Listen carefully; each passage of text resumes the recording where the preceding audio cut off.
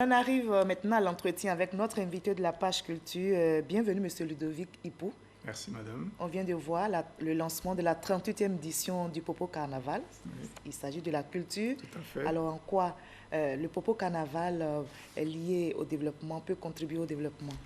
Le Popo Carnaval en tant que festival, c'est ce que j'appelle un moment de consommation culturelle. Pendant un tel événement, nous consommons de la culture locale, puisqu'il y a des activités en rapport avec la culture. Alors, gardez la parole, définissez, sinon comment vous percevez la culture et le développement, puisque c'est deux thématiques que vous développez dans votre essai littéraire. Je comprends la culture comme la vision du monde, la manière de sentir, la manière de penser, la manière d'agir propre à un groupe social, propre à un peuple. D'autre part, on peut définir... définition générale. De façon générale... C'est la définition que j'en donne. Sinon, l'UNESCO définit la culture comme l'ensemble des traits distinctifs, spirituels, matériels, intellectuels et affectifs propres à un groupe social. C'est la définition officielle, mais qui me semble assez compliquée. C'est pour ça que j'essaie de donner une définition accessible. D'accord. D'autre part, vous disiez... D'autre part, le développement peut être compris comme une accumulation quantitative des richesses produites et qui finit par se transformer en qualité de vie, en bien-être. Et l'accès au bien-être peut se traduire par l'accès à l'éducation, l'accès à la santé, l'accès, à l'information, l'accès à la démocratie. Tout ça, ça fait partie du bien-être et donc du développement. D'accord. Alors, vous demandez à vos lecteurs de prendre en compte la dimension culturelle pour booster le développement. Vous allez nous répondre, vous allez démontrer cela tout à l'heure. Mais avant, je vous invite à regarder le résumé fait par notre reporter Franck Wadio, résumé de votre essai littéraire, et nous allons discuter par la suite. Les difficultés de l'Afrique, surtout celles freinant son décollage économique, ont plusieurs raisons, dont celle de l'inadaptation culturelle. C'est la substance d'une réflexion de Marcel Zadikessi, ex-président du Conseil économique et social, au cœur de l'essai Les enjeux culturels du développement de Ludovic Ipou, expert culturel et chef de projet au Bureau national d'études techniques et de développement BNET. L'intitulé de l'œuvre est explicite de la démarche de l'auteur. L'œuvre est séquencée en 3 articulations principales. Tout part de l'approche du développement.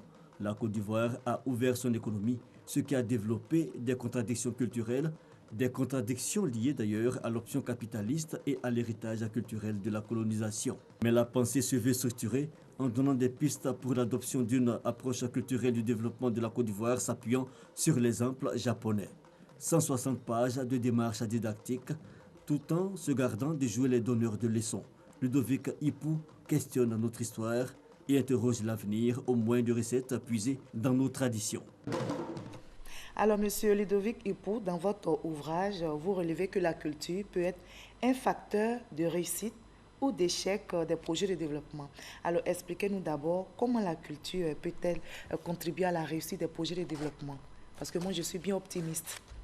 Ah oui, vous préférez commencer par comment on peut réussir à partir de la culture. Et après, on va tirer des leçons sur les échecs. Allez-y. On peut réussir à partir de la culture en prenant en compte les interactions qu'il y a entre la culture et la dimension économique du développement, de façon globale. Il est vrai qu'aujourd'hui, on a une difficulté majeure à ce niveau, c'est qu'on ne sait pas encore de façon scientifique comment prendre en compte la dimension culturelle et développement. On ne sait pas le faire comme c'est le cas par exemple de l'agriculture. Dans l'agriculture, des experts peuvent vous dire si vous souhaitez mettre une plante dans un sol, des experts peuvent analyser le sol, analyser l'environnement, le climat, la pluviométrie et vous dire de façon précise si la plante que vous souhaitez mettre dans le sol peut réussir ou pas. Alors vous qui avez la solution, sinon les réponses à la question, alors comment on peut inculquer la dimension culturelle pour réussir notre développement? J'en viens.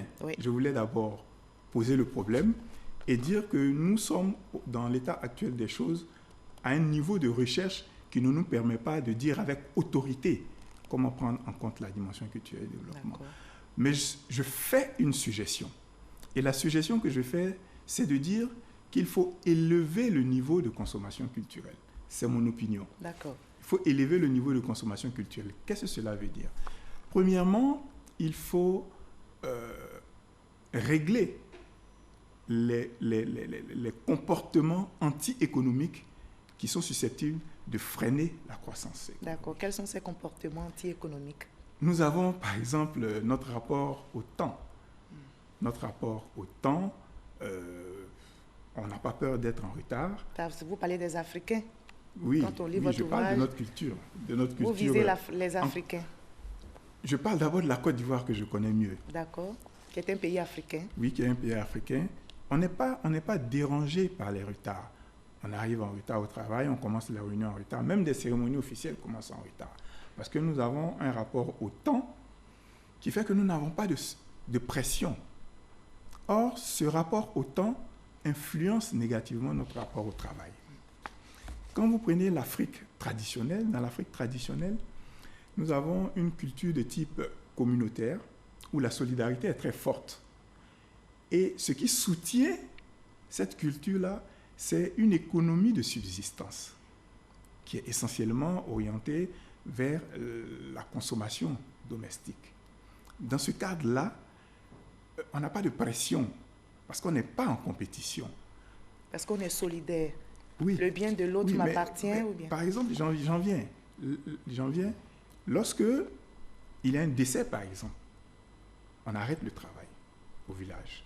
On ne va pas au champ. On va aux funérailles. On va aux funérailles, ça peut prendre 2-3 jours. Mais c'est normal? Oui, c'est normal. Donc, qu'est-ce que vous dénoncez ici? Et j'en viens. On est obligé d'aller rapidement à cause du temps. Mais dans ce cadre-là, je veux dire, dans ce contexte-là, cette attitude ne pose pas de problème. Mais dans le contexte actuel, moderne, on continue d'avoir la culture traditionnelle. Or, nous avons une économie de marché qui doit être compétitive, c'est-à-dire il s'agit de produire le maximum dans le minimum de temps. Donc, on ne peut pas prendre son temps. On ne peut pas perdre de temps. Les funérailles. Voilà. Donc, voilà comment notre comportement dans notre gestion du temps peut avoir une influence négative sur notre manière de travailler et donc sur les résultats. Vous parlez aussi, pour aller rapidement, de notre rapport avec le groupe. Oui, tout à fait. Dans notre rapport avec le groupe, dans la culture africaine, on accorde la primauté au groupe sur l'individu. L'individu appartient au groupe. Et donc, le groupe assure la sécurité de cet individu-là. Mais en retour, les biens de l'individu appartiennent au groupe. Il doit donc redistribuer les biens s'il en a acquis suffisamment. S'il a acquis de l'argent, par exemple, il doit avoir un retour de ces biens-là vers le groupe. Mais c'est normal, non? C'est tout à fait normal. Mais cela empêche l'épargne. Or, si on n'épargne pas, on freine l'investissement. Et si on n'investit pas, on ne peut pas assurer la croissance Prenez économique. un cas pratique. Allez rapidement, vous êtes un pédagogue. Rapidement, en 2 mots, un cas pratique. Quand vous parlez de notre rapport avec le groupe, quel cas pratique vous pouvez ici relever pour voir ce qu'il y a à dénoncer? Bon, je prends mon cas. Il y a quelques années, au début des années 90, j'ai commencé à travailler. J'arrive chez moi au village, j'ai un peu d'argent sur moi. Et bien sûr, comme je commence à travailler, je suis sollicité. Et donc, je distribue. Je n'avais pas encore fait cette expérience. Et à un moment donné, il me reste que mon transport pour retourner. Mais je ne peux retourner que si j'obtiens le car qui me permet d'arriver directement à Abidjan. Je rate le car, il me faut aller en plusieurs étapes, cela revient plus cher. Et me voici qui, ayant distribué l'argent, je n'ai plus le transport pour retourner. Alors, qu'est-ce qu'il faut comme solution? Comment allier culture et développement? C'est-à-dire, cette culture africaine, ces traditions, ces vieilles habitudes, comment les adapter pour qu'il y ait développement? Pour qu'il y ait développement, il faut d'abord prendre conscience que certaines valeurs culturelles ne sont plus aptes à produire le progrès. Il faut donc faire des ajustements, tenir compte des exigences de l'économie moderne et ajuster nos comportements, ajuster nos pratiques, ajuster nos choix qui sont culturels à ces exigences économiques. Parce que le développement il ne doit pas se voir seulement sur l'aspect économique. Ouais. Il faut pouvoir, prendre en compte l'aspect culturel.